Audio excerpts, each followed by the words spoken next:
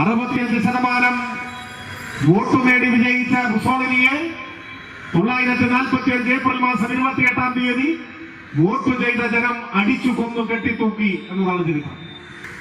2 ദിവസം തികയുന്നതിന് മുൻപ് 45 ഏപ്രിൽ മാസം 30-ാം തീയതി തന്റെ കൊട്ടാരത്തിന്റെ മട്ടുപ്പാവിൽ ചുറ്റികയും അരിവാളും ആലേഖനം ചെയ്ത ചെമ്പതാക റേഷൻ റെഡ് ഗാർഡുകൾ ഉയർത്തുന്ന കാഴ്ച കണ്ട് ഇനി ഒരിക്കലും പിടിച്ചു നിൽക്കാനാവില്ലെന്ന് ബോധ്യമായപ്പോഴാണ് കാമുകിയെയും വളർത്തുനായെയും കൊന്ന ശേഷം ഹിറ്റ്ലർ ജീവനൊടുക്കിയത്. ഏതെങ്കിലും തെരഞ്ഞെടുപ്പുകളിൽ തെറ്റായ നിലപാട്, തെറ്റായ ആശയം തിരഞ്ഞെടുക്കപ്പെട്ടു വിജയിച്ചു എന്ന് പറഞ്ഞാൽ ലോകാവസാനം വരെ ആ വിജയം നിലനിൽക്കും എന്നർത്ഥമില്ല.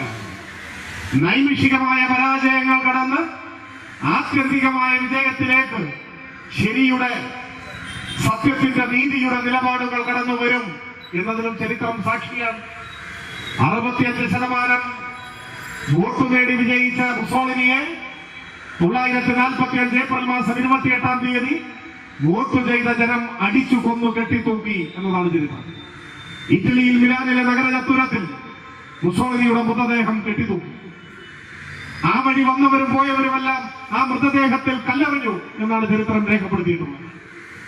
2 ദിവസം തികയുന്നതിന് മുൻപ് 45 ഏപ്രിൽ മാസം 30-ാം തീയതി തന്റെ കൊട്ടാരത്തിന്റെ മട്ടുപ്പാവിൽ ചുറ്റികയും അരിവാളും ആലേഖനം ചെയ്ത ചെമ്പതാക റേഷൻ റെഡ് ഗാർഡുകൾ ഉയർത്തുന്ന കാഴ്ച കണ്ട് ഇനി ഒരിക്കലും പിടിച്ചു നിൽക്കാനാവില്ലെന്ന് ബോധ്യമായപ്പോഴാണ് കാമുകിയെയും വളർത്തുനായെയും കൊന്ന ശേഷം ഹിറ്റ്ലർ ജീവനൊടുക്കിയത്.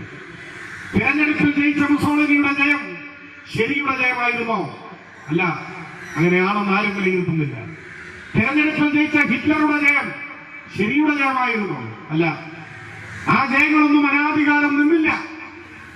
ചരിത്രത്തിന്റെ പ്രവാഹത്തിൽ അവരൊക്കെയും ലോകത്തിലെ ഏറ്റവും വലിയ ജനവിരുദ്ധരായി നിഷ്കാസനം ചെയ്യപ്പെട്ടു.